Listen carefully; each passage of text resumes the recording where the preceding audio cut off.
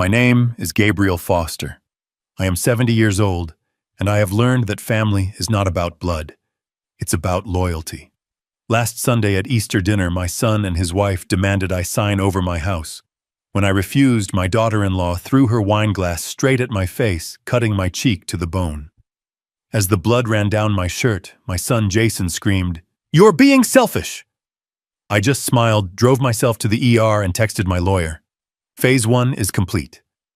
What they didn't know is that the entire attack was caught on camera, and I had been waiting for them to make this mistake for 6 months. Before I tell you how I set the trap, let me know in the comments where you are watching from. And please like and subscribe if you believe that respect is earned, not given. The trap was truly set last Wednesday. I was in my home office, not tending to roses like my neighbors imagined, but reviewing quarterly reports from an offshore trust. The phone rang, and I saw my son Jason's name flash on the screen. I put the call on speaker and continued my work. "Dad." "Hey, Dad." His voice was thin, laced with a familiar anxiety. The kind of anxiety a man gets when he's desperate. "Jason, what a surprise. How are you?" "I'm good, Dad. Great. Look, I know it's last minute, but Easter is this Sunday. We were thinking maybe we could have dinner at your house." I stopped typing.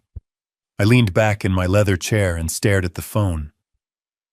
My house. Of all places, he wanted to come to my house. My daughter-in-law Alicia hated this house. She called it a relic, a depressing old mausoleum. She had only visited twice in the last year, and both times she acted as if she were allergic to the antique furniture. This wasn't an invitation. It was a move. "That sounds fine, son. But why the sudden interest in my old mausoleum?" He laughed nervously, a high-pitched sound. "Oh, come on, Dad. It's Easter. We just want to spend it with you. And, well, Alicia's parents are in town. Mike and Diana. They'd love to see you too." There it was. The other half of the equation. The sharks were circling. Mike and Diana Russo. Two people who had perfected the art of living well on other people's money. I knew for a fact they had just filed for a fraudulent bankruptcy in Florida. My son Jason is a good man at his core, or at least he used to be. But he is weak. He's easily manipulated, and he is in deep, deep trouble. I know this because I am not just a simple retired old man. I was for 40 years a senior financial crimes investigator for one of the largest corporate security firms in the world. I don't just see people. I see patterns. And Jason's pattern for the last 6 months was a desperate spiral. I knew he was drowning in over $250,000 of gambling debts. I knew Alicia was spending money she didn't have, likely embezzled from her employer. And I knew they saw me as their solution, their get-out-of-jail-free card. "Dad, you still there?" I smiled. "Of course, son. That sounds wonderful. I would love to host everyone. My home is your home, you know that." "Great, Dad, thanks. We'll see you Sunday around 6. He hung up, and the silence in my office felt heavy. I looked at a photo on my desk. My late wife, Emily. "They're coming for the house, Emily," I whispered. "And I'm going to be ready for them." The trap was officially baited. I immediately picked up my secure line and dialed my lawyer. Ben Carter answered on the first ring. "Ben, it's Gabe. I was wondering when you'd call." His voice crackled. "The Easter invitation." "You're getting good, Ben. Sunday at 6, my house. They're bringing the in-laws." Ben sighed. "Gabe, are you absolutely sure you want to go through with this? We can shut them down right now. We have the proof of Alicia's embezzlement. We have the records of Jason's debts." "No," I said firmly. "It's not enough. If I just cut them off, they'll play the victims. They'll tell the world I'm a cold-hearted old man, abandoning his family. No. I need them to show me who they really are. I need them to make the first move. A move so blatant, so undeniable that no one can defend them." I had learned one thing in 40 years of investigations. Criminals, especially desperate ones, always overplay their hand. The Emily Foster Trust is locked down, right? I asked. Tighter than Fort Knox, Ben assured me. They can't touch a dime of your real money. As far as they know, all you have is this house and your pension. Good. And the surveillance, the pinhole cameras in the living room, the dining room, and your office are active. The microphones are live. Everything is being recorded to a secure cloud server just as you requested. I leaned back. What they don't know, Ben, is that I already fixed Jason's biggest problem. I already paid off his $250,000 marker with that loan shark in Miami. There was a sharp intake of breath on Ben's end. Gave you what, Wenchonko? A month ago, anonymously, I gave him a clean slate. I wanted to see what he would do. Would he come to me, confess, and ask for help to rebuild his life? Or would he see it as a lucky break and double down on his greed? And now he's coming for your house, Ben finished, his voice grim. Now he's coming for the house, I confirmed. He didn't just fail the test, Ben. He's trying to burn the whole school down. For the next 3 days, I played the part of the happy, slightly senile grandfather. I went to the store, bought a large turkey, potatoes, and ingredients for Emily's famous apple pie. I even called Alicia to ask her what wine her parents preferred, knowing full well they were connoisseurs of anything expensive and free.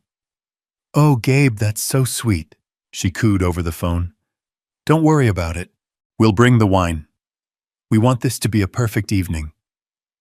I could hear the hidden meaning in her words. Our perfect evening, our new beginning. In my house. Sunday arrived. The house was quiet. I had spent the morning in Emily's garden. At 5 p.m. I checked the systems one last time. All cameras were green. All microphones were active. I put the silver pen in my shirt pocket. It wasn't just a pen. It was a high-fidelity audio recorder. At 6 o'clock on the dot, their car pulled into the driveway. A brand new BMW I knew they couldn't afford. I shuffled to the door, putting on my best confused old man face. I opened it with a wide, welcoming smile. "Jason, Alicia, you're here." And there they were, Mike and Diana Russo. They were dressed up, Alicia in a silk dress that probably cost $2,000, Mike in a suit that smelled of new money. They walked past me without a greeting, their eyes scanning the entryway. "This foyer is darker than I remember," Diana said, wrinkling her nose. "We'll need to paint this whole area, Mike. Something lighter, a nice cream." Mike nodded, tapping the wall with his knuckle. "It's solid, though. Good bones. We can work with this." They were already redecorating. They hadn't even said hello.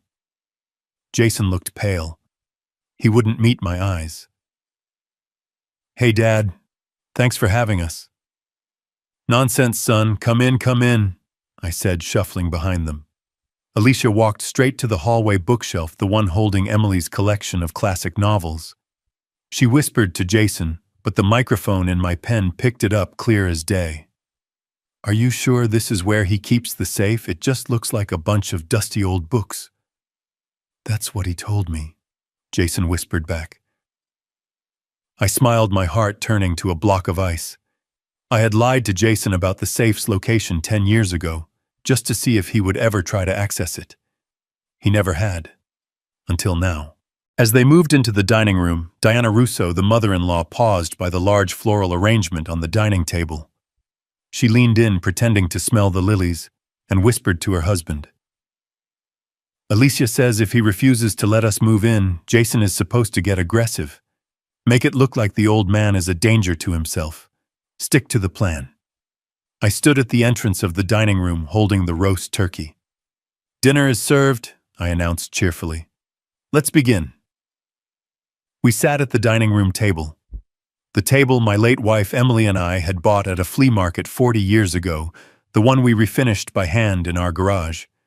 Now it was covered in her best china, which I only used on special occasions. Alicia, my daughter-in-law, picked up her heavy silver fork. "Gabe, this turkey is lovely. So traditional." I knew what she meant. She meant it was simple, uninspired. Peasant food. I had spent the entire morning preparing it, basting it, making sure it was perfect. Beside her, her father, Mike Russo, swirled the wine in his glass. It was the expensive Cabernet Alicia had insisted on bringing. "A good aroma?" Mike announced as if he were a judge. "A bit heavy on the tannins for my taste, but acceptable. Very acceptable." I just smiled, playing my part. "Oh, I don't know much about those things, Mike. I just know what tastes good." They all exchanged that look, the one I had come to recognize so well. The look that said, "He's a simpleton. He's harmless. Good." That's exactly what I wanted them to think. The pinhole camera in the corner of the dining room was recording. The high-fidelity microphone in my shirt pocket was capturing every word. Diana Alicia's mother put down her fork after a single delicate bite. Her eyes, cold and assessing, scanned the room. "Gabe," she said, her voice dripping with fake sympathy, "this house is truly lovely." "Thank you, Diana. Emily and I put a lot of work into it over the years. But it's just so much house for one person." She continued, gesturing vaguely at the ceiling. "All these empty rooms. The upkeep. It must be a terrible burden for you all alone." This was the first probe. Not a direct attack, but a test. Was I overwhelmed? Was I weak? Was I looking for a way out? I let out a small, tired sigh. "Oh, I manage. A little dusting here and there. You know it keeps me active." I didn't mention the professional cleaning service that came every Tuesday, paid for by the private trust that my family knew nothing about. Alicia saw the opening and seized it. She placed her hand on her mother's, a perfect picture of filial devotion. "Mom is just worried about you, Gabe. We all are. Especially after what she and Dad just went through." I turned my gaze to her feigning ignorance. "Oh, is everything all right?" Alicia's face contorted into an expression of practiced sadness. "It's just, they had some terrible luck. In Florida, the business, well, they lost everything. Bad luck." That's what she called it. I had read my private investigator's report 3 days ago. Fraudulent bankruptcy was the legal term. They hadn't lost everything. They had hidden it, just not well enough. They were running from creditors. Mike Russo, ever the proud patriarch, cleared his throat. "We just need a place to restart, Gabe. A place to get our feet back on the ground and rebuild." A restart. In my house. Using my money. I could see the entire chessboard laid out in front of me. They thought they were playing, but I had already placed every piece. I looked at my son. Jason had been silent the entire meal. He was just pushing his mashed potatoes around his plate. His face was pale, his hands were trembling. He knew what was coming. He was the one they were using as the battering ram. Alicia turned to him, her voice suddenly sharp. "Jason, honey, aren't you going to ask your father?" Jason visibly swallowed. He put his fork down. He wouldn't look at me. He stared at the gravy boat as if it held the answers to the universe. "Dad," he started, his voice barely a whisper. "Dad, about that.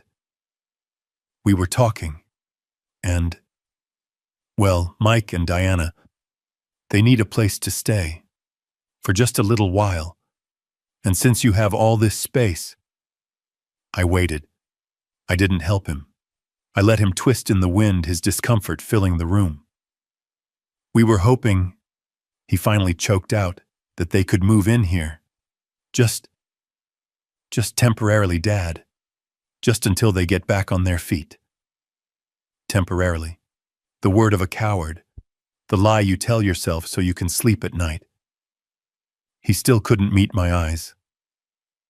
I let the silence stretch, pretending to be the confused old man processing this sudden request. "Move in?" I asked, making my voice sound shaky. "Here, Mike and Diana." Alicia couldn't stand it. She slammed her hand on the table, making the silverware jump. "No, Jason, stop sugarcoating it. We discussed this." She turned to me.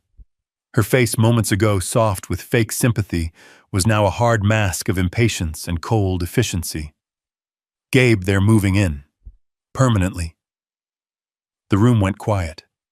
The only sound was the ticking of the grandfather clock in the hall, the clock Emily had inherited from her mother. Permanently. Jason flinched as if she had slapped him. Diana and Mike just watched me, their faces hard, expectant. They had dropped the pretense. This was the demand. I don't understand," I stammered, playing my role to perfection. "Permanently."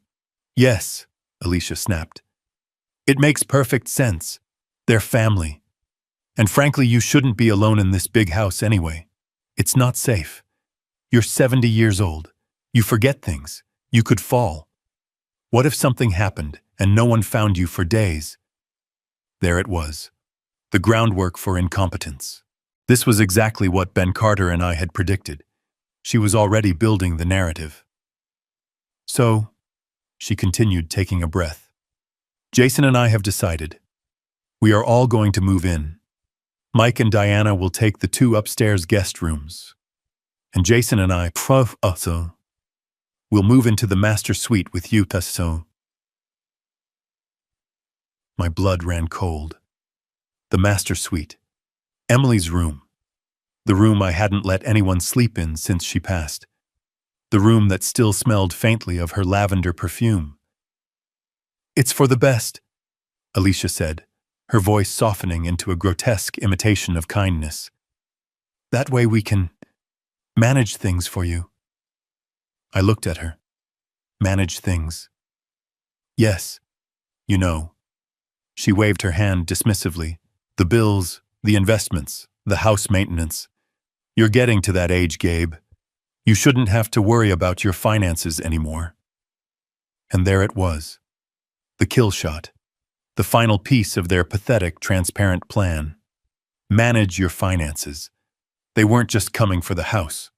They were coming for my name, my signature, my accounts, my entire life. I looked at Jason. My son. The boy I taught to ride a bike. The boy I held when his first girlfriend broke his heart. He was still staring at the gravy boat, his face pale, his jaw clenched. He had just sat there in silence and allowed his wife and her bankrupt parents to stage a hostile takeover of his father's life. The microphone in my pen was capturing every syllable.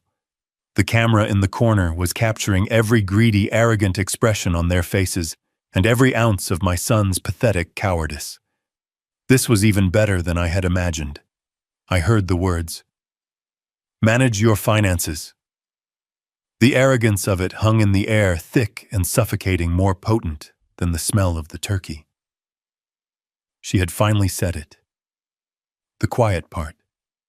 The real reason for this entire charade. Manage. The word echoed in my mind.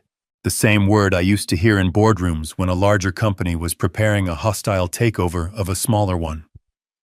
"We're just going to help them manage their assets." It was always a lie. It was always about theft. And here it was at my own dining room table from the mouths of my own family. I looked at Jason, my son. He was still staring at his plate, his face pale. He had just sat there and let his wife, a woman he'd known for 5 years, declare war on his father, the man who had raised him for 45. He said nothing. He didn't defend me. He didn't even look at me. He had become an accomplice in his own home. I thought of Emily. I thought of the 50 years we built this life. I thought of her in the garden, her hands in the soil. I thought of her sitting in that very chair Alicia was now occupying, laughing as I overcooked a steak. This house wasn't just wood and plaster. It was a testament. It was the only thing I had left of her. And they were going to take it. They were going to sleep in her bed. And they were going to use my money to do it. A cold, clear rage settled over me. Not the hot rage of an argument, but the cold, precise anger of an investigator who has just found the final piece of evidence. The camera in the corner was recording. The microphone in my pen was live. They had given me everything I needed. Slowly, deliberately, I placed my knife and fork on the china plate. The sound, a simple clink, was deafening in the sudden silence. Diana and Mike were watching me, their faces expectant. Alicia was smiling a tight, triumphant smile. She thought she had won. She thought the senile old man would simply roll over. I looked up, meeting Alicia's gaze. I let the confused old man mask I had been wearing slip away. I let her see the man I really was. The man who had negotiated million-dollar deals and dismantled entire fraud rings. "No," I said. The word was quiet. It wasn't a shout. It was a statement of fact, a granite wall. Alicia's smile didn't just fade. It froze. It shattered. What did you just say?" Mike and Diana looked at each other, confused. Jason finally looked up from his plate, his eyes wide with panic. "I said no." I repeated, my voice as calm and cold as a winter morning. "This is my house. This is Emily's house.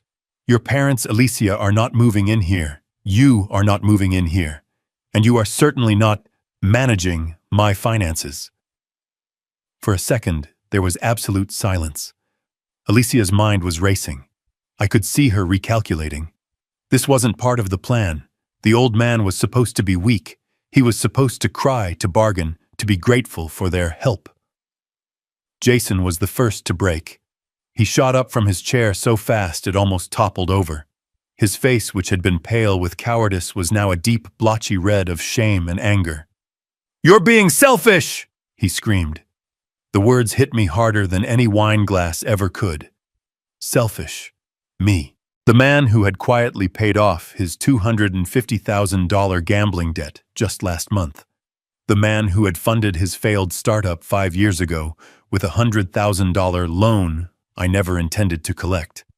The man who had raised him, clothed him, and given him a life he was now desperately trying to light on fire. I was the one being selfish. Before I could respond, Alicia was on her feet too, her face a mask of pure, unfiltered rage. The facade of the loving daughter-in-law was gone. This was the real woman, the predator. "Selfish!" she shrieked, her voice echoing in the dining room. "You're sitting in this museum alone. You have 3 empty bedrooms upstairs. 3, you only use 1. "Those rooms are not empty," I said, my voice rising to meet hers. "One of them was my son's, the son I used to know. The other 2, I pointed upstairs, belong to my wife. They are her rooms, her sewing room, her library. They are full of her, and you will never set foot in them." "We are his family now," Diana, the mother-in-law, chimed in from the table. "You owe him this. We need a place to live." "Then you should have thought of that before you committed fraud in Florida," I said flatly. Her face went white. She hadn't expected me to know that. How dare you?" Mike sputtered, standing up. "Sit down, Mike," I ordered. And to my surprise, he did. He was a bully, and bullies are cowards.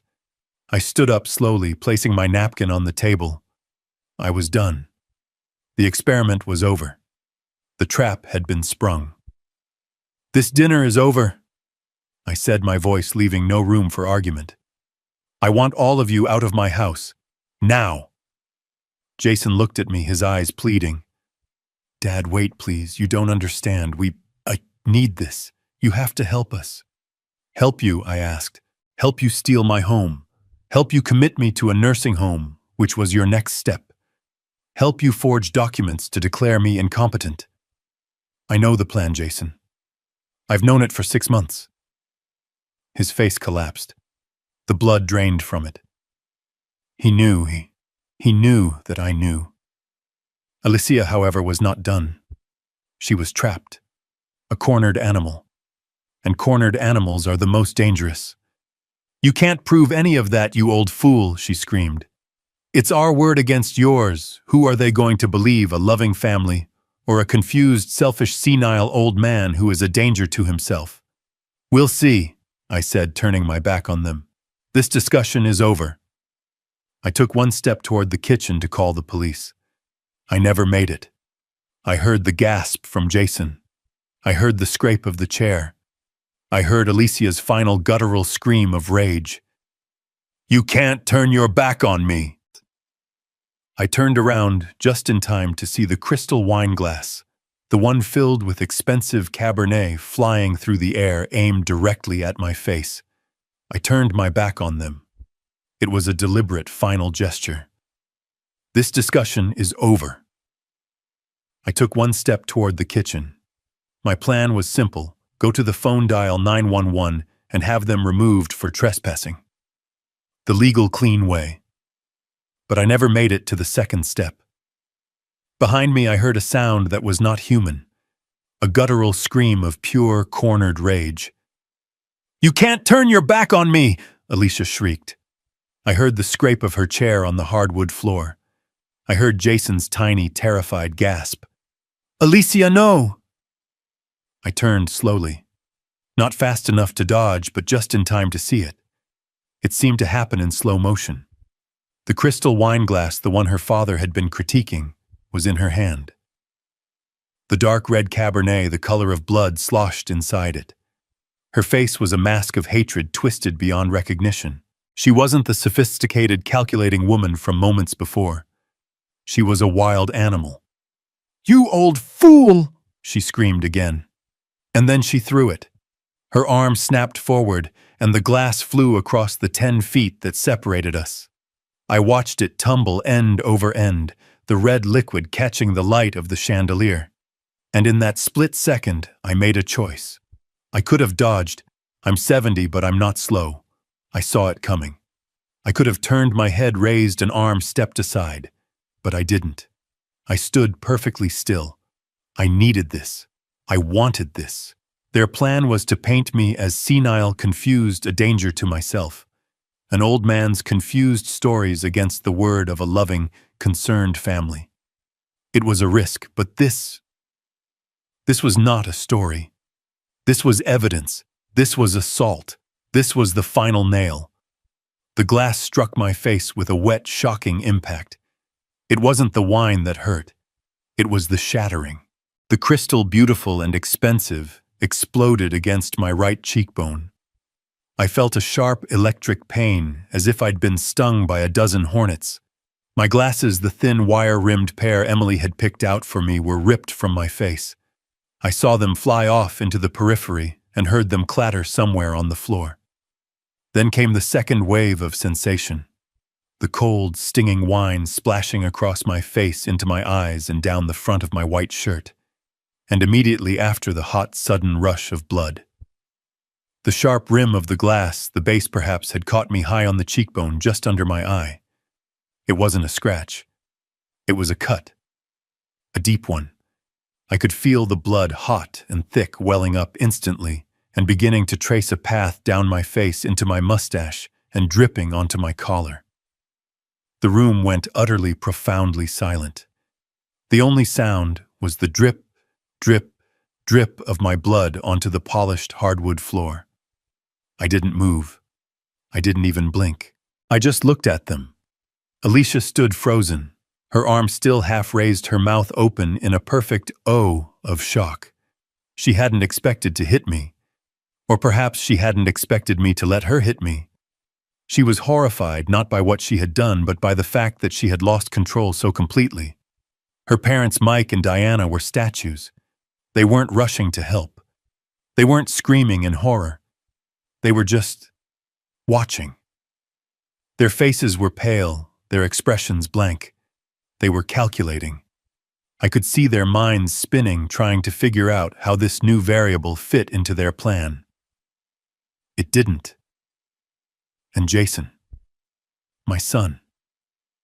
He was pressed against the far wall as if he'd been trying to merge with the wallpaper. He was trembling, his hands clamped over his mouth, his eyes wide with a terror that was completely useless. He looked at the blood on my face, then at his wife, then back at me. He said nothing. He did nothing. He just watched his father bleed. In that moment, any last lingering ember of hope I had for him, any microscopic particle of love I still held, died. It turned to ash and blew away. He was not my son. He was just a coward who shared my name. My cheek was throbbing, a deep, agonizing pulse of pain. The wine stung the open wound. I slowly raised my hand, not to my face, but to my shirt pocket, and retrieved the white linen napkin I had placed there. I brought it up to my cheek and pressed it gently against the cut. The fabric turned dark crimson almost instantly. I held it there, and then looking directly into Alicia's terrified eyes, I smiled. It wasn't a big smile. It was just a small lift at the corners of my mouth. But it was the most terrifying smile I have ever produced. It was the smile of a predator that had just watched its prey in a fit of panic impale itself on a stake. Alicia's face crumpled. The blood drained from it. She finally understood. She didn't know how she had lost, but she knew in that instant that the game was over. I let the silence hang for one more second, letting them soak in the image.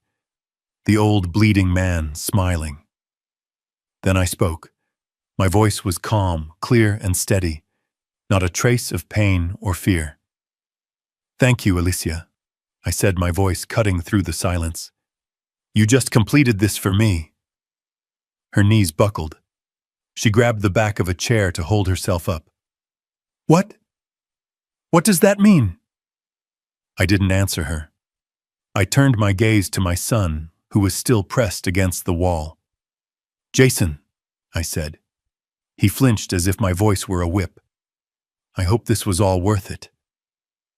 I turned, walked past the shattered glass and the puddles of wine on the floor, and went to the small table by the entryway. I picked up my car keys. Jason found his voice a pathetic squeak. "Dad, wait. Where are you going? We can clean this up. We can talk." I opened the front door. The cool night air felt good on my face. "I'm going to the emergency room, son," I said, not looking back. "I'll need a report for the police, you understand." I stepped out onto the porch. But you can't," Alicia screamed from the dining room, her voice hysterical. "You can't. We'll say you fell. We'll say you're crazy." I paused at the top of the steps and looked back through the open door. They were all clustered together now, a pathetic tableau of defeated tyrants. "You can say whatever you want," I called out to them. "But the cameras in that dining room, they don't lie. And they've been recording this entire lovely Easter dinner." I didn't wait to see their faces. I walked down the steps, got into my car, started the engine, and pulled out of the driveway, leaving them all behind, in the house that would never, ever be theirs. I didn't speed. I didn't race through yellow lights. I drove my 10-year-old sedan exactly at the speed limit, signaling for a full 3 seconds before each turn. The blood was a problem. The linen napkin I was pressing against my cheek was already soaked through, and I could feel the cold, sticky wetness seeping between my fingers and dripping onto the steering wheel. I turned on the interior light at a stop sign. I tilted the rearview mirror. The wound was worse than I thought. It was a jagged 3-inch gash starting just below my right eye and running down my cheekbone. It was deep. It was bleeding profusely. It was beautiful. A panicked man would have called 911 from the house. A victim would be hysterical, speeding to the hospital, laying on the horn. I, on the other hand, was calmly obeying all traffic laws. I was not a victim. I was an investigator. And I was on my way to file Exhibit A. I pulled into the ambulance bay at St. Jude's emergency room. I parked neatly, turned off the car, and walked calmly through the automatic doors. The triage nurse, a young woman with tired eyes, looked up from her computer and gasped. "Oh my God, sir. What happened? Did you fall, sir? Sit down." She rushed toward me with a wheelchair. I held up my free hand. "I did not fall, and I am fine to walk."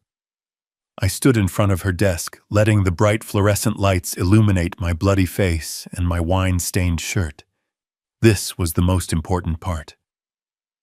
The first report. "My name," I said, my voice clear and steady, "is Gabriel Foster. My date of birth is October 19th, 1955. At approximately 6:45 p.m. this evening at my primary residence, my daughter-in-law Alicia Foster assaulted me. She threw a crystal wine glass at my face. I am here to be treated, and I need you to notify the hospital police. I wish to file a report. The nurse's face changed. The pity was gone, replaced by professional shock. This was no longer a clumsy old man. This was a crime scene. Of course, Mr. Foster. Immediately. She buzzed me through the doors while simultaneously picking up the phone to page security and the on-call doctor. The chain of custody had begun. I was taken to a private room. A young resident, Dr. Chen, rushed in, his eyes wide. Mr. Foster, I'm Dr. Chen. Let's get that cleaned up and see what we're dealing with. That looks nasty. He reached toward me with a sterile wipe. I leaned back out of his reach. Before you touch me, doctor. He froze, confused. Sir, you're bleeding. I understand that. But before you clean, stitch, or treat this wound in any way, I need photos. High-resolution photos. I need you to document the laceration exactly as it is right now. I also need you to document my shirt. I was told the police are on their way. Dr. Chen looked at the nurse, who nodded. He understood immediately. Of course, protocol. This is an assault. He turned to the nurse. Get the kit. Document the wound angle depth and note any potential glass fragments. And take photos of his shirt for the wine splatter pattern. For the next 5 minutes, I sat under the harsh light as the nurse took pictures. Flash, flash, flash. Each flash was another lock clicking shut on the cage I was building for Alicia. This is what you can't argue with. This is what a high-priced lawyer can't spin. A photo of a 70-year-old man in his own home bleeding from a facial wound. They thought I was senile. They thought I was weak. They thought I was finished. They had forgotten what I did for a living for 40 years. I didn't just balance books. I hunted monsters. The kind of monsters who wore expensive suits, who bankrupted companies, and who, it turns out, sometimes even shared your last name. I sat there calm as the doctor finally began to clean the wound. The antiseptic stung a sharp cleansing fire. This is deep, he murmured, probing gently. It's gone right to the bone. You're lucky it missed your eye by an inch. You're going to need stitches, at least 4.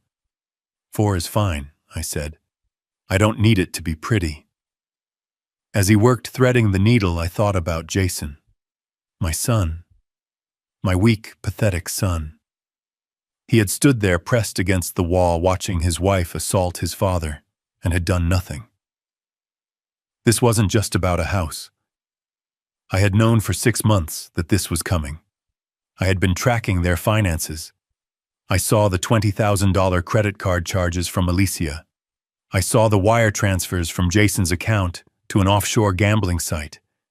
I knew that he was in the hole for $250,000. I knew his loan shark was getting impatient. And I knew that just last month, Alicia had met with a lawyer specializing in elder law, specifically in geriatric competency hearings. They weren't just planning to ask me for money. They were planning to take it. They were planning to have me declared mentally incompetent, to seize my assets, and to put me in a home. The attack tonight wasn't the plan. It was a mistake. A glorious, stupid, impulsive mistake born of pure rage. Alicia had lost control, and in doing so she had given me the one thing I couldn't get myself. Irrefutable proof that they were not concerned caregivers. They were violent. They were dangerous. All right, Dr. Chen said, snipping the last thread. That should do it. 4 stitches as requested. Thank you, doctor. Now I need 2 things from you. He was bandaging my cheek. What's that? First, I need a complete detailed copy of my medical report. I want it to note the time of my arrival. I want it to note my exact statement about my daughter-in-law. I want your professional medical opinion that the wound is consistent with being struck by a shattering glass object at high velocity. The doctor nodded slowly. I can do that. It's all in the chart. And the second thing, I need a fully itemized bill for this visit. The nurse looked up from her computer. Sir, your Medicare and your supplemental insurance will cover all of this. I am not using insurance, I stated clearly. I am paying for this entire visit out of pocket. Right now. I want a paper trail. I want a receipt showing that I, Gabriel Foster, personally paid for the damages inflicted upon me by Alicia Foster. It took them another 30 minutes to process the paperwork. I waited patiently. I didn't check my phone. I didn't call Ben. I just sat there, a 70-year-old man, with a freshly stitched face, feeling more calm and in control than I had in a year. Finally, the nurse returned with a large envelope. Inside was the detailed report copies of the photographs and the bill stamped across the front in red ink, paid in full. I tucked the envelope securely into the inside pocket of my blazer. As I walked out of the ER, I saw the 2 police officers who had taken my initial statement. They were talking to Ben Carter, who had just arrived. Ben looked at me, his eyes scanning my face, then the bandage. He gave a single slow nod. He understood. "Gabe," he said, walking over. "Are you all right?" "I'm perfect, Ben," I said. I patted the envelope in my pocket. Phase 1 is truly complete. Now it's time for Phase 2. Let's go and let them panic. The doctor had finished his work. The nurse handed me the large manila envelope. I could feel the weight of it. The official photographs of my wound. The detailed 8-page medical report. The bill stamped paid in full in aggressive red ink. Exhibit A.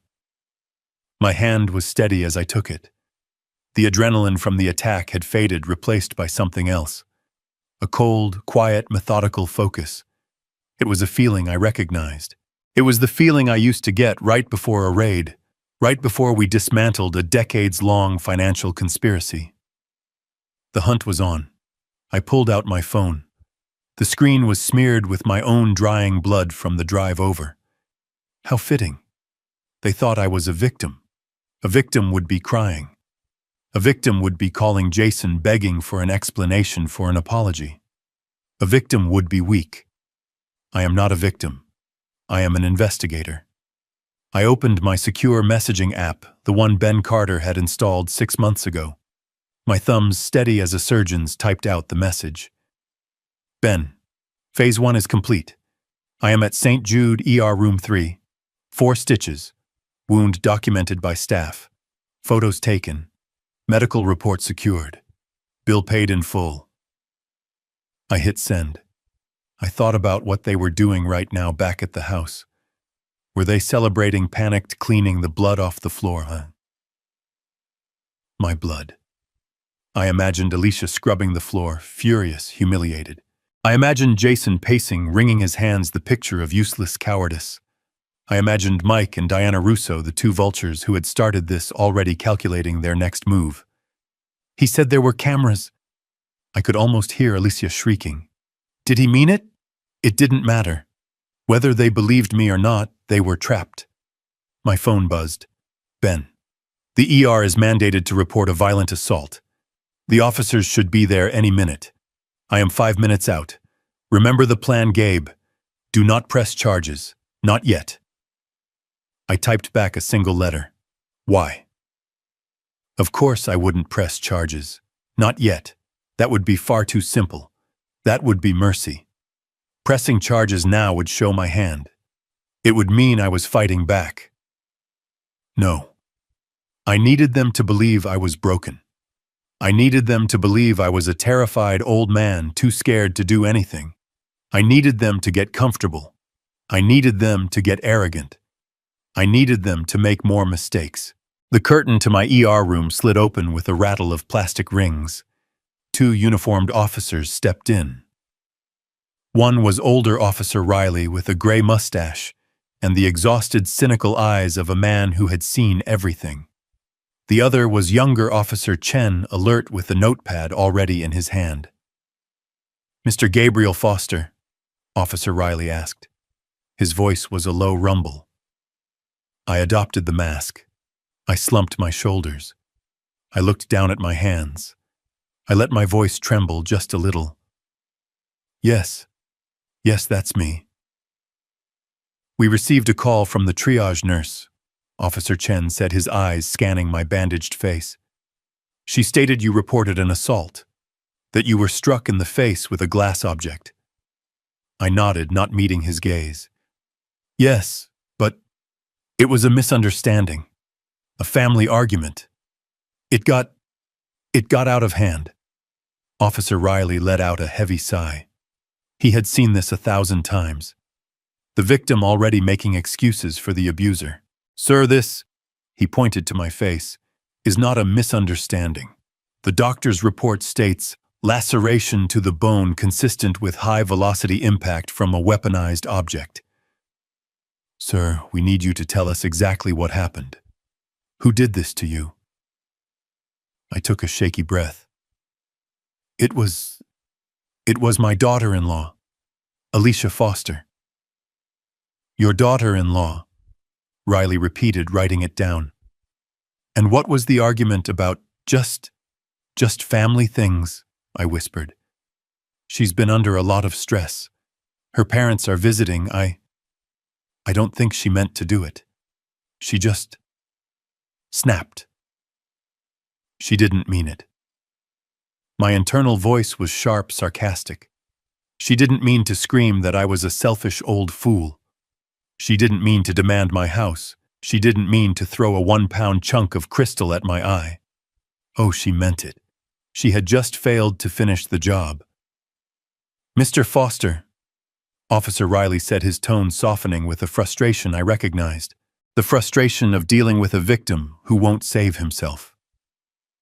Sir, in our experience, when someone snaps like this, it's not the first time. And it won't be the last. This is a very serious assault. We can go to the house right now and arrest Alicia Foster. He leaned in a little. Sir, do you wish to press charges? This was it. The pivot. The single most important moment of Phase 2.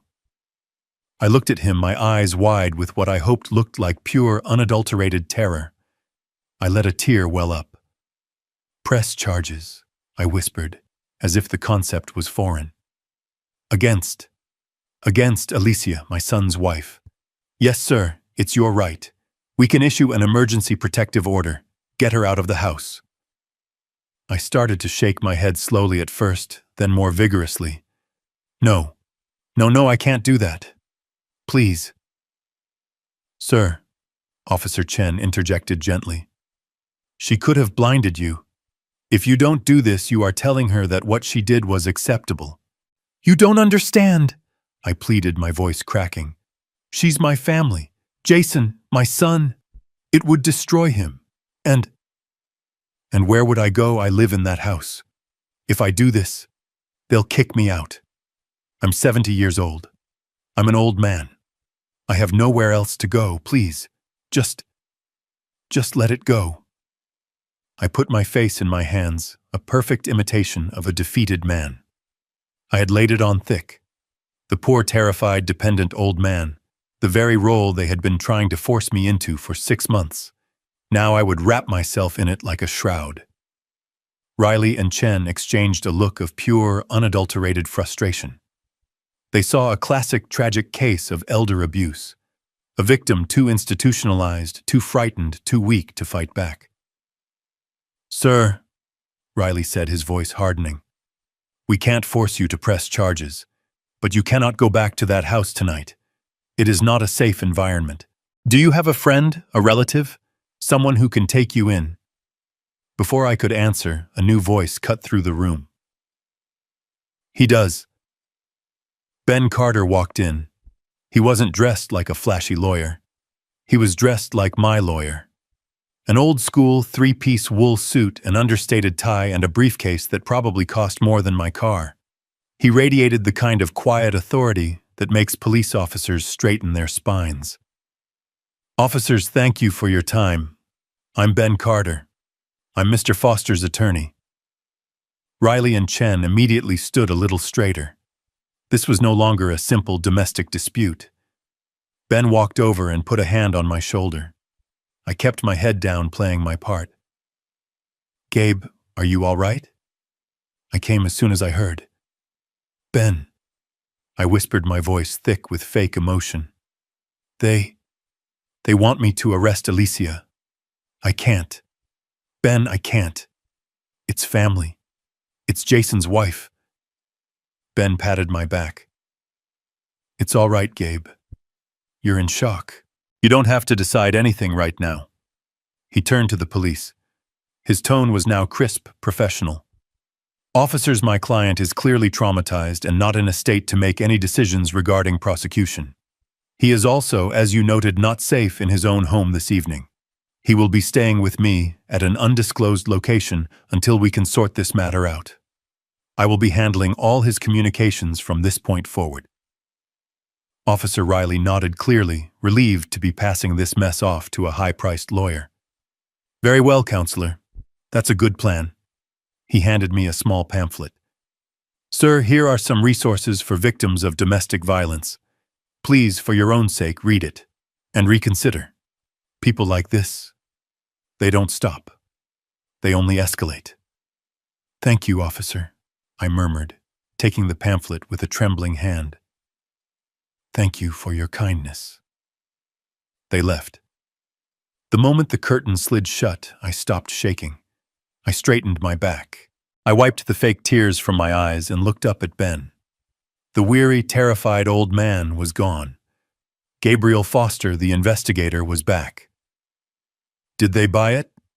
I asked, my voice flat and cold. Ben allowed himself a small, thin smile. Hook, line, and sinker. They think you're a terrified old man who is too scared to act. Perfect, I said. I stood up, buttoning my blazer, the manila envelope clutched in my hand. By now, I said, looking at my watch. Officer Riley has probably called the house just to check on the situation. He'll tell them I'm not pressing charges. He'll tell them I'm in shock and staying with a friend. Ben nodded, picking up my small overnight bag. Alicia will think she's won. She'll think you're weak. She'll think she's gotten away with it, I corrected him. She'll think the senile old man is running scared, and when people like her think they've won, they get sloppy. They get arrogant. I walked toward the exit, the bandage on my cheek pulling tight. Let's go to the penthouse, Ben. It's time to listen in on their panic. It's time for phase 2. The automatic doors of the St. Jude emergency room hissed shut behind us. The cool night air felt electric against the fresh, tight stitches in my cheek. Officer Riley and Officer Chen were getting into their patrol car, no doubt, heading to my house to check on the situation exactly as I had planned. They would arrive, see the broken glass, and find a hysterical Alicia and a confused Jason who would feed them the exact story about me being senile and a danger to myself. They would buy it. They would see the officer's visit as a validation of their lie, not a warning. Ben Carter held the passenger door of his black Mercedes open for me. It was not a flashy car, but it was the kind of solid six-figure machine that speaks of old money and absolute power. I got in. The door closed with a heavy, satisfying thud, sealing me inside a quiet, leather-scented sanctuary. They bought the whole act, Gabe, Ben said, as he slid into the driver's seat and pulled smoothly away from the curb. His voice was no longer the worried tone of a friend. It was the crisp, analytical voice of my lawyer. Of course they did, I said. I unbuttoned my blazer and carefully placed the manila envelope now containing Exhibit A on my lap. It's the story they're trained to see. A weak, terrified old man too dependent on his abusive family to fight back. They see it every single day. I just gave them a perfect textbook example. Your performance was convincing, Ben noted. The trembling hands, the tear. I almost believed it myself. It wasn't all an act, I admitted, touching the bandage on my cheek.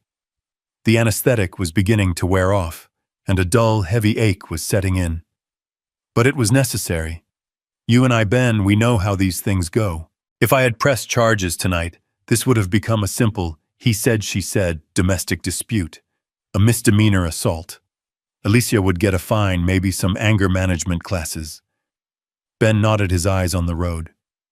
And in court, they would have used it against you. They would have argued that you provoked her, that you're an unstable, aggressive old man. They would have used your own police report as fuel for their competency hearing. Exactly, I said, the word coming out as a low growl. They were already building that case. This wasn't just about a few empty bedrooms, Ben. This was never about Easter dinner. This was about money. It's always about money. I turned to look at him as we drove through the dark, quiet streets. They had a plan, a 3-step plan. I've been watching them put it together for 6 months. Ben just listened. He knew most of it, but he needed to hear my final analysis. Step 1, I said, holding up a finger. Isolate me. They've been doing it for a year, suggesting my friends are a bad influence, forgetting to pass on messages. Tonight they were trying to install Alicia's parents in my house as permanent 24-hour guards. Step 2, I continued, was to get me declared incompetent. Alicia already met with a lawyer, a bottom feeder named Dr. Miles, who specializes in geriatric evaluations. They were going to start a paper trail. The sudden fall at the house, the confusion, the forgetfulness. Tonight's visit from the police, where they would claim I was the one who was confused and violent, was meant to be the cornerstone of that file. And step 3, Ben finished for me, seize the assets. Once you're declared incompetent, they get power of attorney, sell the house, and drain every account you have. Every account they know about, I corrected him, which is just the house and my local pension account. They're amateurs. They're greedy, stupid, and desperate. Ben turned onto the freeway, the car accelerating with a smooth, powerful hum. How desperate, Gabe! You saw the reports. You know the numbers. I know them by heart, I said, closing my eyes, reciting the facts. My son Jason is in debt for $250,000 to a loan shark in Miami, a man who doesn't accept late payments. Jason has been gambling his life away for a year, and the deadline to pay is next Friday. And the daughter-in-law, Ben prompted. Alicia is worse. She's not just weak like Jason. She's malignant. She's been embezzling from her employer. $50,000 over the last quarter. They're doing an audit next week. She knows she's going to be caught. She's a rat in a trap, and she'll do anything to get out. Ben whistled softly. So this isn't just about greed. It's about survival. They're not just trying to get rich. They're trying to avoid prison or a pair of broken legs. Which is why I couldn't just cut them off, I explained. Desperate people don't just go away. They escalate. If I had simply refused their request tonight, what would have happened next week? A mysterious fire in my house, a tragic fall down the stairs that actually does kill me? No. I couldn't let them control the narrative or the timeline. I tapped the envelope on my lap. Tonight, Alicia lost control. She escalated in the most idiotic, public, and provable way possible. She didn't just snap. She handed me the weapon I needed to end this on my terms. She thinks I'm a confused old man who ran to a friend's house, I said. She thinks I'm sitting in your guest room right now crying into a cup of tea. She thinks she has time. She'll wake up tomorrow, call Dr. Miles, and accelerate her plan to have me committed using my flight as proof of my instability. Ben smiled. When in reality you're at the Four Seasons penthouse suite drinking single malt scotch and watching a live feed from every camera in your house. Exactly, I said as the gleaming tower of the hotel came into view. She thinks I'm a danger to myself. The truth is, I'm a danger to her. The police report is filed. The medical evidence is secure. My legal team is on alert, and the targets have no idea they're already in the crosshairs. Ben pulled the car into the private underground garage, a guard nodding at him as we passed. Gabe, Ben said, putting the car in park. You know I paid off Jason's gambling debt. You know I gave him a clean slate a month ago. He didn't have to do this. He had a way out. I know, Ben, I said, my voice heavy for the first time. He had a clean slate. He was free. The $250,000 was gone. He could have confessed. He could have started over. I opened the car door and stepped out, the sterile garage air feeling cold. But he didn't. He didn't want a clean slate. He wanted more. He wanted the house. He wanted Alicia. He wanted the easy life he thought I owed him. He saw my generosity not as a gift, but as a weakness to be exploited. I looked at my old friend. Tonight wasn't just about stopping a crime, Ben. It was about confirming a tragedy. My son is gone. And that's a wound no doctor can stitch up. I adjusted my blazer, the blood-stained shirt hidden beneath it. Let's go upstairs. I want to be watching when they get home from the police station. The panic should be just about setting in. Ben Carter's Mercedes was silent as a tomb as we sliced through the city. He didn't speak, he just drove.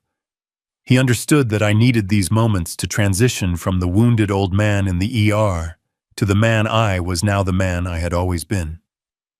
I did not go home. Going home was what they expected. It was what a victim would do. I was doing the exact opposite. 20 minutes later, we weren't in a guest room at Ben's house. We were in the private elevator of the Four Seasons, ascending to the penthouse suite. The one Ben's firm kept for high-profile clients who needed absolute discretion. The doors opened onto a sprawling space of glass and dark wood with a panoramic view of the city lights. It was the kind of place Alicia and Jason dreamed of, the kind of place they were willing to kill for. And it had been my secret office for the last 6 months. Ben walked to the wet bar and poured 2 glasses of scotch. He handed one to me.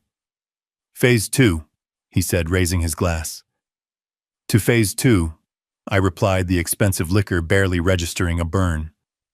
I walked over to the desk, took out my personal cell phone, the one Jason and Alicia knew about, and looked at the screen. 14 missed calls, all from Jason. I powered it off. Click. The senile old man was now officially missing. The line was cut. They were alone with what they had done. I then picked up a different phone, a secure satellite phone, and dialed a number. "Activate the house feeds," I said. Across the room, a large television screen flickered to life, splitting into 6 different high-definition views. My dining room, my living room, the front porch, the upstairs hallway, my office. And there they were.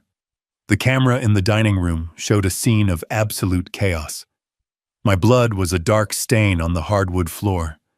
Shards of crystal were everywhere. Alicia was pacing, her hands in her hair, her expensive dress stained with my blood and her wine. "He said cameras!" She was shrieking. Her voice came through the audio feed crystal clear. "Where are the cameras? Jason, did you see any cameras?" Jason was slumped in a chair, his head in his hands. I don't know. He was just talking. Maybe he was bluffing. Old people bluff." "He went to the ER, you idiot," Mike Russo shouted, his face purple. "He's talking to police right now. You assaulted him, you stupid, impulsive girl." "Me," Alicia spun on him. "You were the one pushing this. Get the house, Alicia. Get the money." "Shut up, all of you," Diana screamed. "Someone's coming." I watched on the monitor as headlights swept across the living room window. A police patrol car. Right on cue. I sipped my scotch. "Showtime," I murmured. We watched as Jason and Alicia scrambled to compose themselves. Alicia wiped her face, trying to look like a concerned, crying wife. Jason ran to the door. The porch camera showed Officer Riley and Officer Chen, the same 2 men I had just spoken to. "Mr. Foster?" Riley asked. "Yes, officer, thank God you're here," Jason said, his voice a pathetic whine. "It's my father. We're so worried." "We've already met your father, sir. At the hospital. He's being treated for a severe facial laceration." I watched Alicia appear behind Jason, her eyes red, her hands clasped. "Oh, thank heavens, he's safe. Did he tell you what happened? He fell. He tripped on the rug. He was holding his wine glass and he fell right on it." And the lie was so blatant, so perfectly delivered. I had to give her credit. Ma'am, Officer Riley said, his voice flat. That's not what he told us. He told us you threw the glass at him. Alicia burst into perfectly timed tears. He what? How could he say that? Officer, you have to understand. He's sick. He's been so confused lately. He's 70 years old. He forgets things. He gets angry. He says things that don't make sense. We've been trying to get him help. Jason jumped in, nodding vigorously. It's true, officer. He's been paranoid. He's a danger to himself. We're his only family, and we're just trying to take care of him.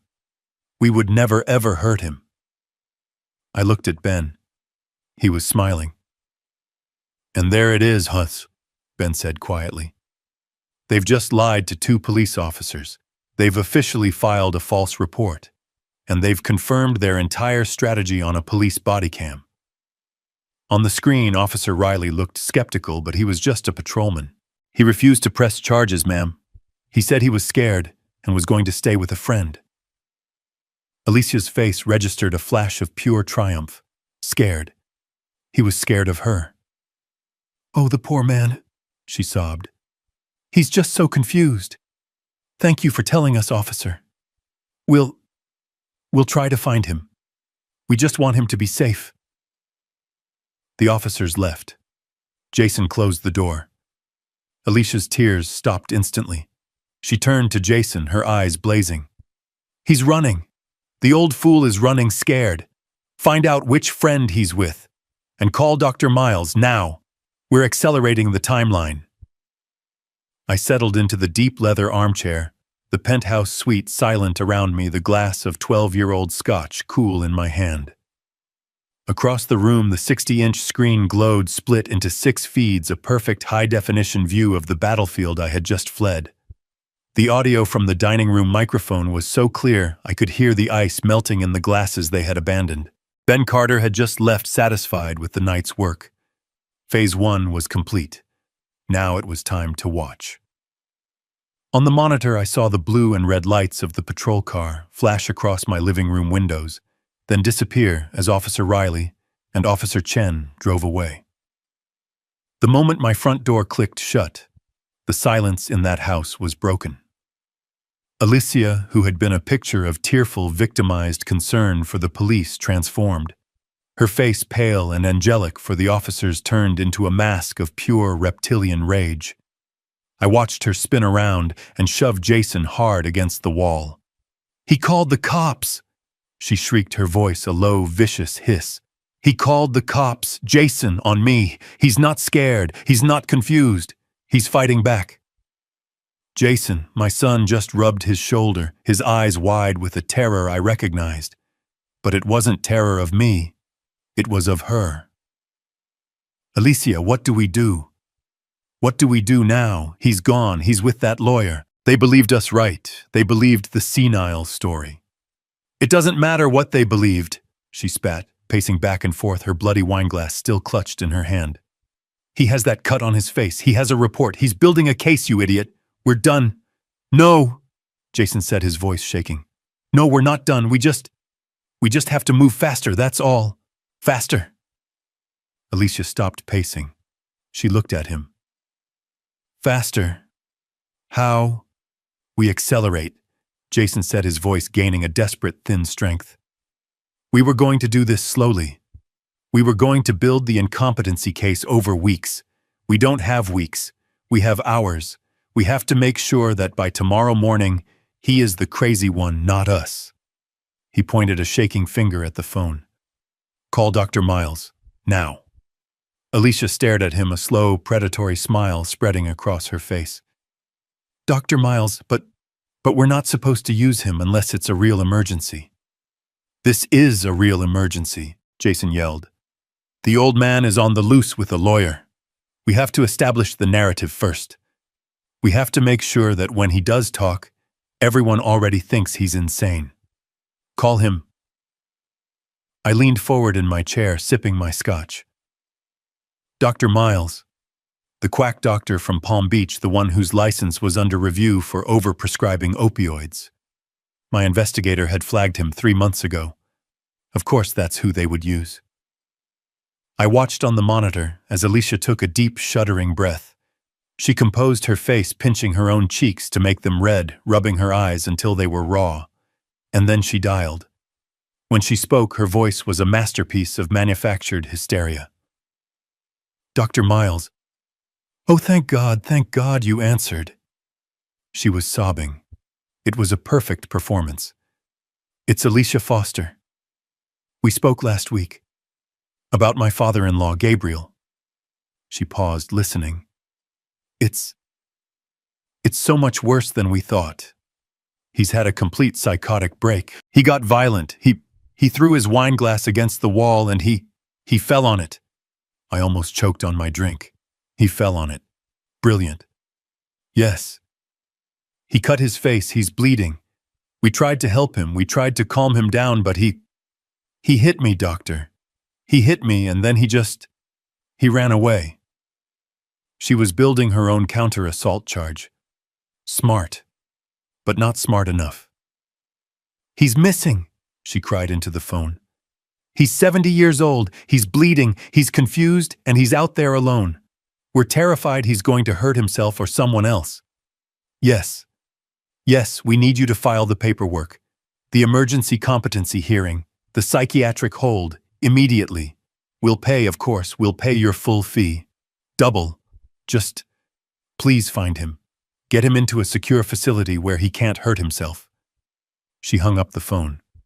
The tears stopped instantly. Her face was cold calm. "Done," she said to Jason. "The petition will be filed in the morning. Now when the police do find him, he won't be a victim.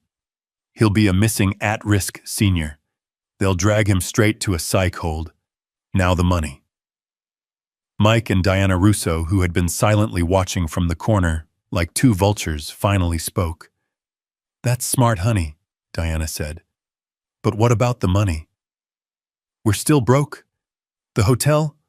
"Jason," Alicia ordered. "Call the bank. Now. Freeze his accounts. Tell them he's missing and mentally incompetent. Tell them he's probably being taken advantage of by that friend the police mentioned. We can't let him spend our money while he's having an episode." Our money. The sheer breathtaking audacity of it. I watched Jason, my son, pull out his phone. He was trembling, but he dialed. He was a puppet, and she was pulling every string. "Yes, hello, my name is Jason Foster. I'm calling about my father's account. Gabriel Foster. Account number." He rattled off the number I had given him when he was 21, the one for his college expenses. The allowance account. The decoy. I need to report an emergency," he stammered. "My father is mentally unwell. He's had a breakdown. He's missing. You need to freeze his accounts immediately. He's not in his right mind." Jason paused, listening. I could see the confusion on his face. What do you mean you can't discuss the account with me?"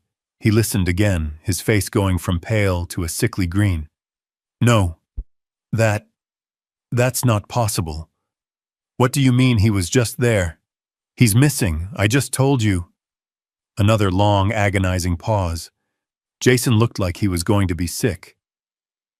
A trust. "What trust? What are you talking about? What do you mean the account is empty? Where did the money go? You have to tell me."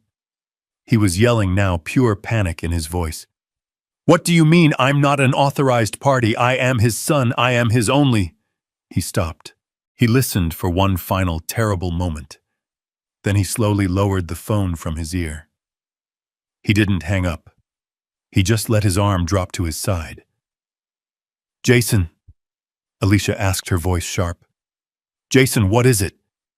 He turned to look at her, his eyes dead. He knew. Jason whispered the words barely audible. "He knew we were coming. The bank manager. David. He said my father was in this morning. He said he moved all his assets into a private trust. He said the account is empty. There's nothing left." It's all gone. I watched the four of them on the porch camera. They looked like a pack of stray dogs, wet, desperate, and dangerous. Jason, my son, was shaking his face a sickly pale gray under the porch light. Alicia, his wife, was vibrating with a rage so intense I could practically feel it through the screen. Her parents, Mike and Diana Russo, just looked defeated, their brief fantasy of inheriting my life collapsing around them. The loan sharks. Jason must have gotten the call. The final call. The one where they stop asking politely. "They're coming, Alicia!" I heard Jason stammer, his voice captured perfectly by the microphone I'd installed in the porch light fixture 6 months ago. They're not going to wait. They said tonight." Alicia's head snapped toward him. "Then we're not waiting either. He's not here. He's hiding at his lawyer's house like a coward. He abandoned the house. We have to get in, now." "Get in," Mike Russo said, his voice a pathetic squeak. "The police were just here. The old man has lawyers." "He's an old man," Alicia shrieked, her voice cracking. "He's senile. He's not thinking straight. He has cash in there. I know it. Or jewelry. Or the real bank documents. The trust. It has to be in the house. He wouldn't just leave it." She was right about one thing. I wouldn't. She grabbed Jason by the shirt. "Your key. The one to the front door. You still have it." Jason looked horrified. "Alicia, no. That's breaking and entering. That's a felony." "It's not a felony if it's your house," she screamed.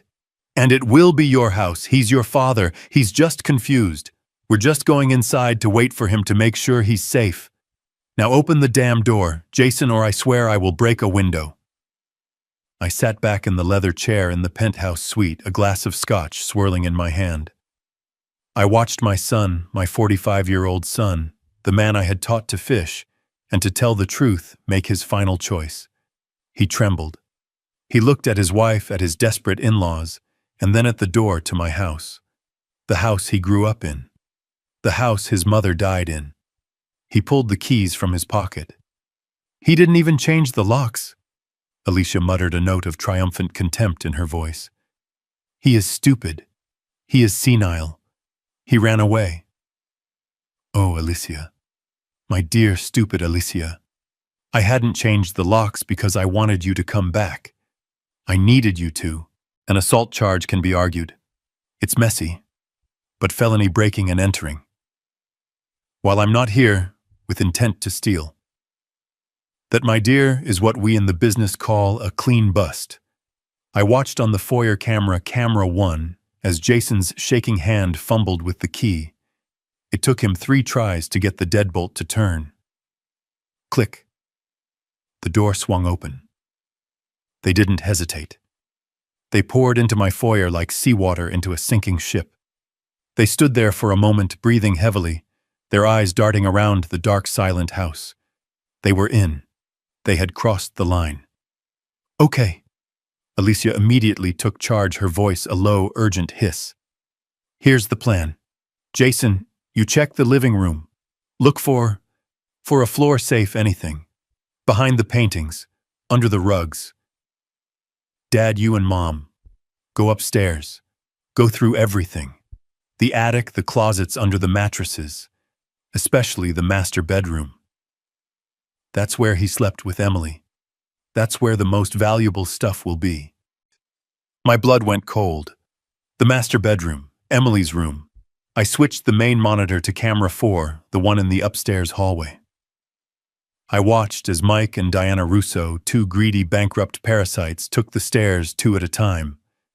They didn't knock. They didn't show an ounce of respect. They shoved open the door to the master bedroom, my bedroom.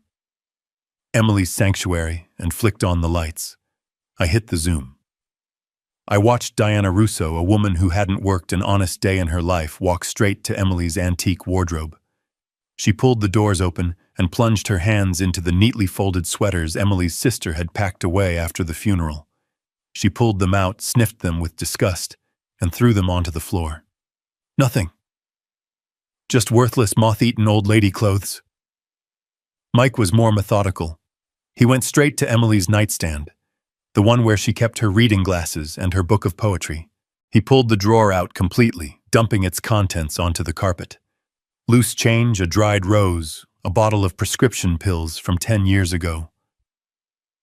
"Just junk pills and junk," he growled. "Check under the mattress," Alicia screamed from downstairs, her voice echoing up the stairwell. I had to watch. I owed it to Emily to be a witness to this final desecration. I watched this man, this stranger, put his grimy, sweaty hands on the bed where my wife took her last breath. He and Diana grunted as they lifted the heavy king-sized mattress, tilting it on its side. Nothing. Just a box spring. Where does he keep it? They were animals. Sniffing, tearing, digging. They stormed out and went into the room that had been Jason's, flipping the mattress there. Then they went into Emily's sewing room. I watched in cold fury as Diana upturned bins of fabric and thread, searching for a hidden safe that wasn't there. This was the part that hurt. The rest was business.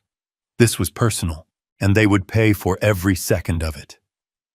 Every frame was being recorded, streamed directly to a secure server that Ben Carter was monitoring in real time. I stood in the darkness of the reinforced reading room, the room my late wife Emily always called the bunker. On the wall of monitors, I watched my life being torn apart.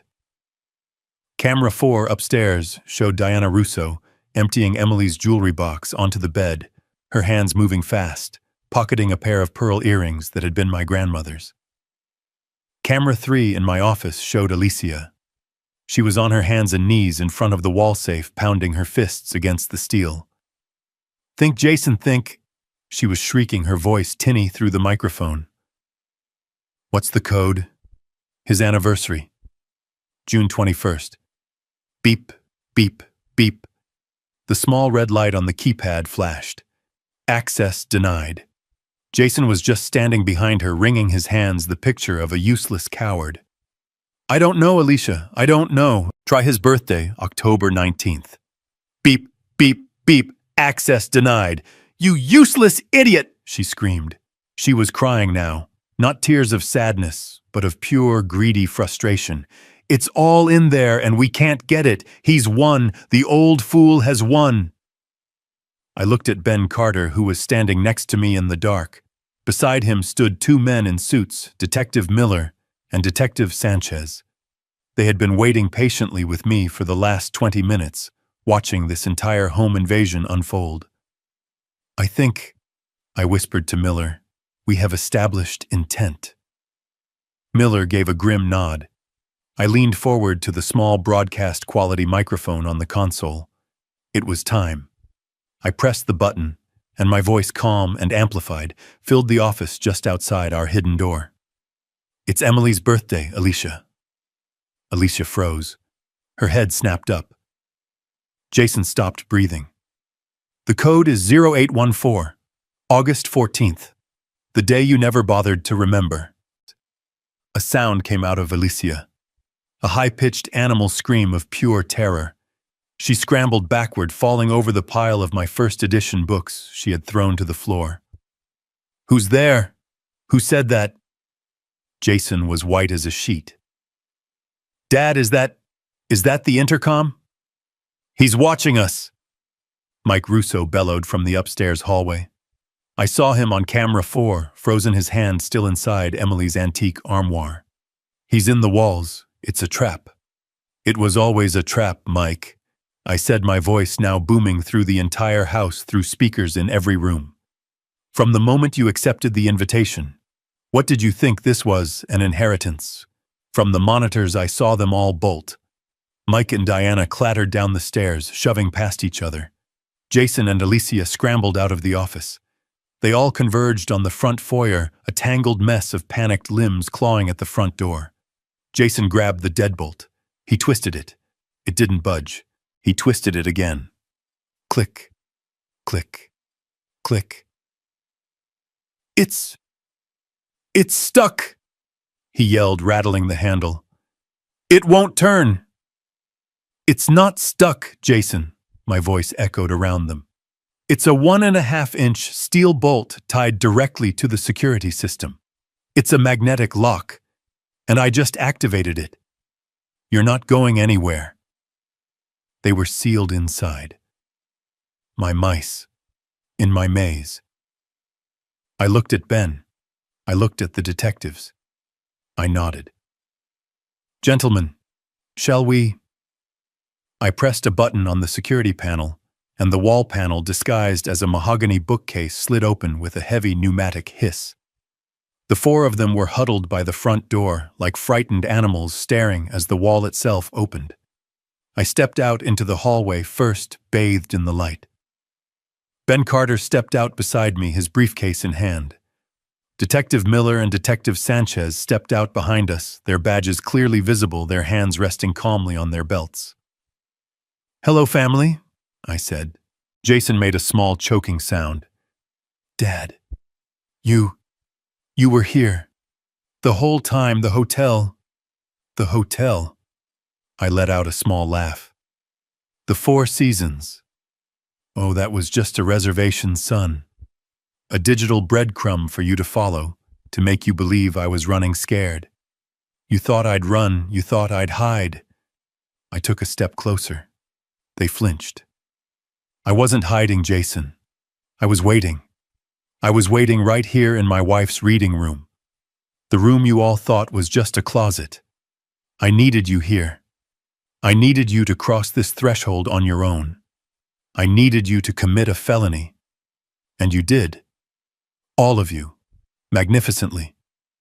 Mike Russo, the blustering coward, puffed up his chest, a pathetic attempt at authority. "Now hold on, we're family. We were worried. We came to check on you. We thought you were missing." "Jason has a key. This is a misunderstanding." "A misunderstanding," Detective Miller said, his voice like gravel. He stepped past me. "Is that what you call this?" He held up a small evidence bag. "My colleague who has been upstairs found this in your pocket, Mrs. Russo." Diana Russo let out a small squeak, and her hands flew to her coat, where Emily's pearl earrings used to be. "You were worried," Miller continued. "So you decided to help yourself to the family heirlooms, and you, sir," he looked at Mike. "Were you worried when you were trying to pry the back off the paintings in the master bedroom?" Ben Carter stepped forward, holding a thick legal document. "Jason Foster, Alicia Foster, Mike Russo, Diana Russo." His voice was the one he used in depositions, the one that meant the fight was already over. It was the voice of pure, inevitable consequence. "You are all under arrest for felony breaking and entering, attempted grand larceny, and conspiracy to commit fraud." "Fraud!" Alicia shrieked, finding her voice. "You can't prove that. We were just... Alicia. I interrupted, my voice quiet but cutting through her hysteria. "We have you on audio recorded for the last 6 months, planning to have me declared incompetent. We have the recordings of your phone calls to Dr. Miles arranging for a fraudulent medical certification. We have the records of your $50,000 embezzlement. We have the records of Jason's $250,000 gambling debt." I paused, letting the weight of the words settle on them. I then turned my full attention to my daughter-in-law. Ben cleared his throat. "Oh, and Alicia Foster, you have an additional very serious charge. Assault with a deadly weapon, level 2, for this." I raised my hand and slowly, deliberately pointed to the fresh, dark stitches on my right cheek, the badge of honor she had given me just hours before. "The district attorney is very interested in that one, especially since you lied about it to 2 uniformed police officers claiming I was the one who was violent. That, my dear, adds filing a false police report to your rapidly growing list of problems." Alicia looked at the stitches. She looked at the detectives. She looked at me. And in that moment, she finally truly understood. She had never been in control. She was just a greedy, desperate amateur who had walked right into a trap set by a professional. Her entire world built on lies and arrogance had just evaporated. Detective Miller was professional. He didn't raise his voice. He simply took out the handcuffs. Jason Foster, you are under arrest. Please turn around and place your hands behind your back. It was the sound of the metal, the sharp, cold click-clack of the handcuffs that finally broke my son. His knees buckled. He didn't just kneel. He collapsed, all the strings cut, folding in on himself in a pathetic heap by the front door. No, no, no, please. He sobbed, a raw animal sound of pure terror. Please, you don't understand. Detective Sanchez, who was cuffing Alicia, didn't even blink. You can tell us all about it downtown, sir. You don't understand! Jason screamed, his voice cracking. He wasn't talking to me. He wasn't talking to his wife. He was pleading with the detectives, his last hope. She made me. I didn't have a choice. Everyone has a choice, Miller said, pulling Jason's hands back. No, I didn't. Jason's confession spilled out, in a desperate, ugly rush, the words tumbling over each other. I owe money, okay, a lot of money, $250,000. They're not bankers. They're from Miami. They're going to kill me. They told me I had until Friday. They're going to kill me. He was weeping openly now, snot and tears running down his face. This wasn't about greed. This was about my life. I had to get the money. Don't you see? I had to. Alicia, who was being pulled to her feet by the other detective, just stared at him. You what? Mike and Diana Russo, cuffed and lined up against the wall, looked horrified. They didn't care about our family drama, but they knew what kind of men Jason was talking about. Jason was still on his knees, looking up at Miller like he was a god. Please, you have to protect me. You can't let them send me to jail. They'll find me. They'll kill me. I had been silent this whole time, just watching this final pathetic unraveling. I had given him so many opportunities to be a man, and this is what he chose. I let out a small sigh. The sound cut through his sobbing. No, Jason, I said, my voice quiet. They won't kill you. He froze. His head snapped up, his tear-filled eyes finally meeting mine. His entire body was trembling. What did you say? I repeated, walking one step closer. They are not going to kill you. The men from Miami. The loan sharks. Your $250,000 problem. It's gone. Jason just stared at me, his mouth half open, not comprehending. What do you mean it's gone? I looked at him, my son, this 45-year-old stranger kneeling in my foyer in handcuffs. And I delivered the final fatal blow. I said, my voice flat and devoid of all emotion, that I paid it. I paid it all, the full $250,000. I wired the money anonymously from an offshore account. Your debt was cleared 1 week ago. The color didn't just drain from his face. It was as if his entire soul had been vacuumed out of his body. He stopped trembling. He just stopped. He knelt there, paralyzed, a hollow shell. The detectives paused, holding him, sensing this was something more than a simple arrest. Alicia let out a strangled gasp. You paid it a week ago. Yes, I said, never taking my eyes off Jason. I did. I've known about his debt for 6 months, Alicia. I've known about your embezzlement. I've known about your parents' fraudulent bankruptcy. I've known everything. Jason's eyes were searching mine, desperate for an answer he couldn't grasp. But if you paid it, why this?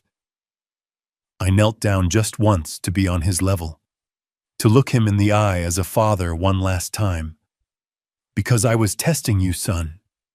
I whispered, my voice thick with a sadness so profound it almost choked me. I cleared your debt. I gave you a clean slate. I wiped away your single biggest, most terrifying problem. I gave you your life back, free and clear. I could see that the dawning catastrophic horror in his eyes as he finally understood. I wanted to see what you would do with it, I continued. I wanted to see what kind of man you really were, Would you come to me humbled and confess? Would you apologize? Would you take this second chance and try to rebuild your life to be a better husband, a better son? I stood up slowly, my old knees cracking. I gave you a miracle, Jason. I gave you a way out. And what did you do? I pointed to my bandaged, stitched-up cheek. You had a clean slate, and you chose this. You chose her. You chose to break into my home, to rip apart my wife's memory, and to attack me, for money you didn't even need anymore. I watched the last light in my son's eyes go out. He understood. It wasn't just a trap. It was a test. And he had failed it in the most spectacular, damning way possible. Get him out of my house, I said to the detective, turning my back on him for the last time. Detective Miller pulled Jason to his feet. He was a dead weight, a sack of shame and terror. He just kept muttering it over and over. He paid it, a week ago. He was broken, but Alicia was not. She was made of something different, something sharp and hard and venomous. As Detective Sanchez cuffed her hands behind her back, she wasn't crying. Her mind was working. I could see her eyes dark and furious darting around the foyer. She was calculating. She was searching for one last move, one last piece on the board she could play. And then she found it. She stopped struggling. She looked at me and a slow, ugly, sneering smile spread across her face. You think you're so smart, don't you, old man? She hissed, her voice full of gravel. I didn't answer. I just held her gaze. So you paid his debt, so what? She spat, her chin jutting forward. You can't kick us out. You can't take this away from us. With her cuffed hands, she motioned her head toward the house itself. This house, this property, Jason is your son. He is your only blood. He has rights. Jason. Hearing his name, looked up from his stupor. A pathetic, desperate flicker of hope lit his dead eyes. Dad. The house. She's right. I'm your son.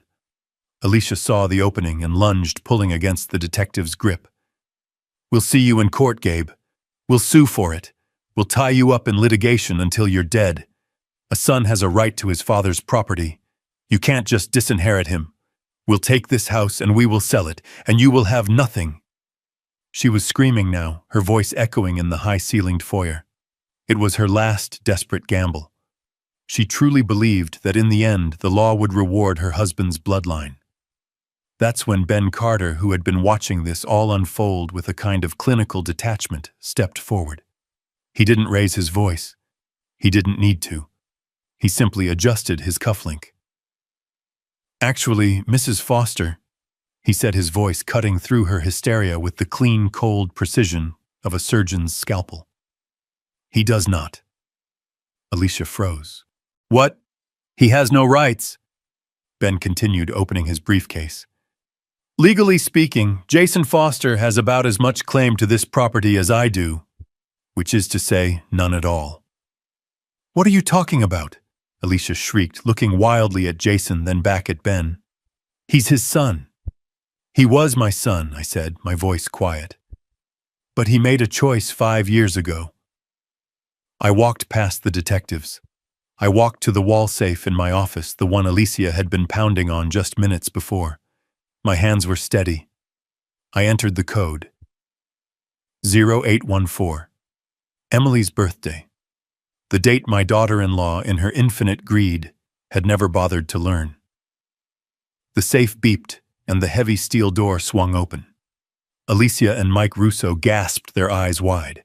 They thought it was full of gold, of cash, of bearer bonds. I reached inside. I pulled out a single leather-bound document. This house, I said, holding the document up for them all to see, has not legally belonged to me for 5 years. It and every asset I own belongs to the Emily Foster Irrevocable Trust. A trust? Jason stammered. The word sounded foreign in his mouth. Yes, son, a trust. The one I established the day after your mother's funeral. The one I created to protect her memory, to protect this house from, Well, from people exactly like you and your wife. I walked over to Jason, who was being held firmly by Detective Miller. I opened the folder to the last page. Do you remember this, Jason, 5 years ago? You came to me. You needed money for that can't-miss tech startup. The one you ran into the ground in less than 6 months. You needed $100,000. I remember. He whispered, his eyes fixed on the paper. I gave it to you, I said. I gave you the money. But it wasn't a gift, son. It was a transaction. This, I tapped the signature line, is your signature. You signed away all future claims, all rights of inheritance to this property, and all assets within the Emily Foster Trust, in exchange for that $100,000 payout. I closed the folder with a quiet thud. You burned your inheritance, Jason. You sold your birthright for $100,000. And you were so eager for the cash you didn't even read what you were signing. Jason just stared at the document, his mind finally completely shutting down. But Alicia... Oh, Alicia was still fighting. She was a cornered rat. The trust, she hissed at Ben, her eyes wild. So it's in a trust. Who's the beneficiary? Him. She jerked her cuffed hands toward me. We'll fight it. We'll contest it. We'll say he was incompetent then. Ben Carter actually smiled. It was a terrible, thin-lipped smile. That will be difficult, Mrs. Foster. As the trust's executor, I can assure you Mr. Foster is not the primary beneficiary. Then who is, well? Micah Russo yelled from the wall, his voice cracking. Who gets it all? Who gets the money? I let the silence stretch for a beat. I looked around my beautiful home. I looked at the staircase Emily used to walk down every morning. I looked at the doorway, where we had marked Jason's height as a boy, a faded pencil mark I still couldn't bring myself to paint over. And then I delivered the last beautiful final truth. When I pass, I said, my voice clear and strong, this house and every asset in the Emily Foster Trust, every stock, every bond, every last penny, is to be immediately liquidated.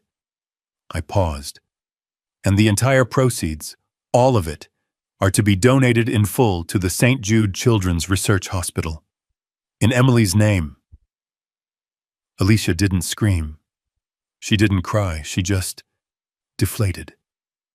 The sound that came out of her was a long, low wail of agonizing, hollow loss.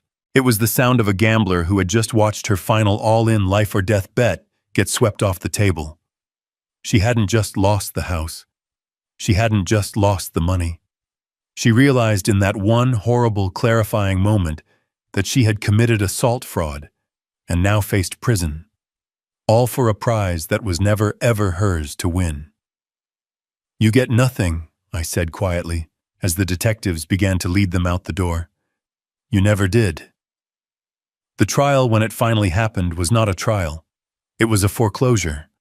A cold, methodical summary of debts owed and payments due. Ben Carter was not a lawyer. He was an executioner.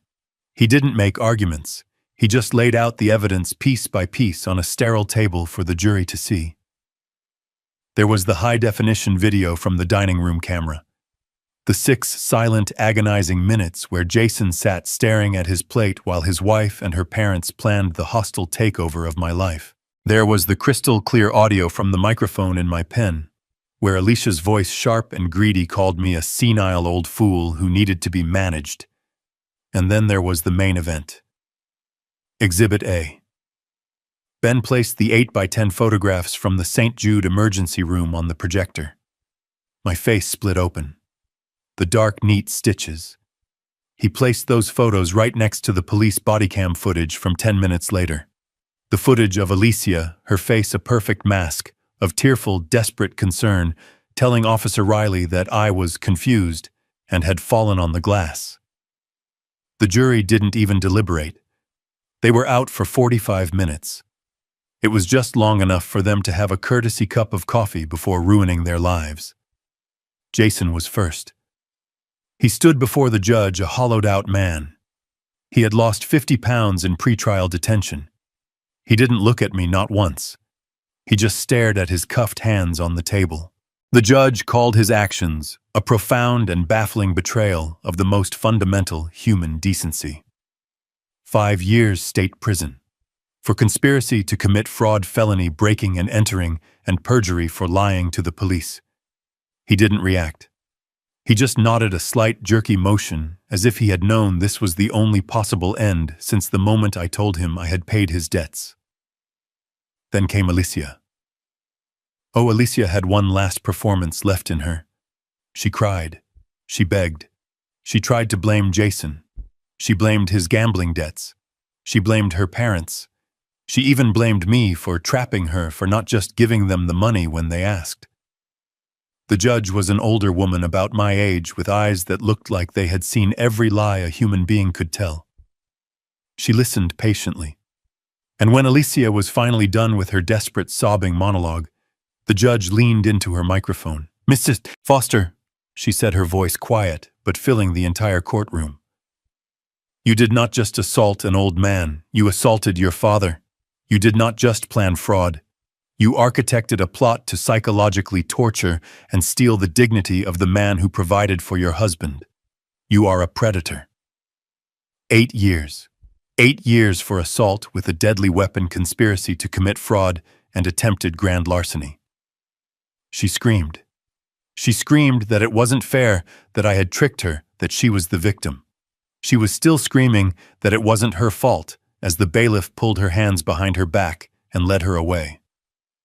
As for Mike and Diana Russo, they were a footnote. They were not my priority. They were handed over to the U.S. Marshals. The state of Florida wanted them badly. I read about it 6 months later. They were convicted on multiple federal counts of bankruptcy fraud. They both got 3 years. They gambled on my house to save their assets, and in doing so, they lost the one thing they had left: their freedom. It was over. The house was quiet. The accounts were secure. The vultures were in their cages. It's been a year. The house is quiet again.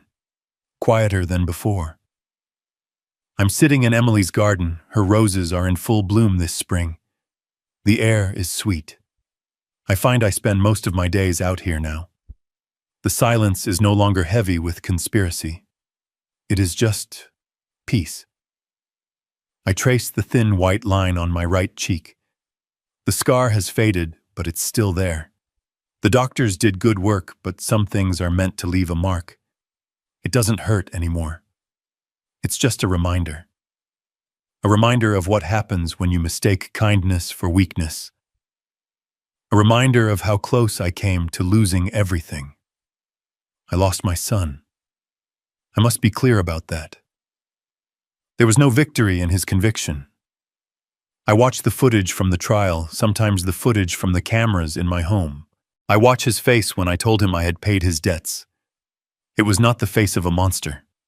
It was the face of a weak, broken child trapped in a 45-year-old man's life. I lost him to greed, to his wife's ambition, to his own desperate need for a life he didn't earn. That is a tragedy.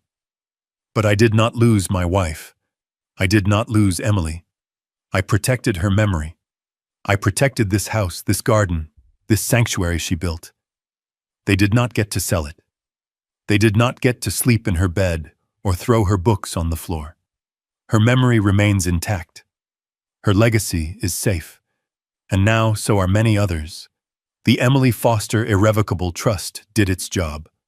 With the house and its assets secured, I used my own personal wealth, the money they never knew I had, to start something new. I sit on the board of that foundation now. It's called the Foster Foundation for Elder Protection. Ben Carter runs it, of course. We use my 40 years of experience as an investigator and his 50 years as a lawyer to provide free legal aid to seniors who are being financially or legally abused by their own families. Last week, we helped an 80-year-old woman in Ohio stop her grandchildren from having her declared incompetent so they could sell her farm. Her case was agonizingly familiar. But this time, when she called for help, someone answered. My son is in prison. My daughter-in-law is in another. They are ghosts. But I am here. in Emily's garden. The work is done. Justice in its own cold and imperfect way has been served. My plan, my final investigation. It's complete. Phase 2 and the final phase of my old life is over. The house is quiet. And I am at last at peace. What this entire ordeal taught me is a painful but necessary lesson. Kindness without boundaries is an open invitation for abuse. I spent years believing that love was enough, that my son would eventually find his way. But love cannot cure greed, and weakness is a choice. True strength isn't about how loud you can yell. It's about how long you can stay silent, how carefully you can plan, and having the courage to protect your peace, even if it means cutting away a part of your own heart.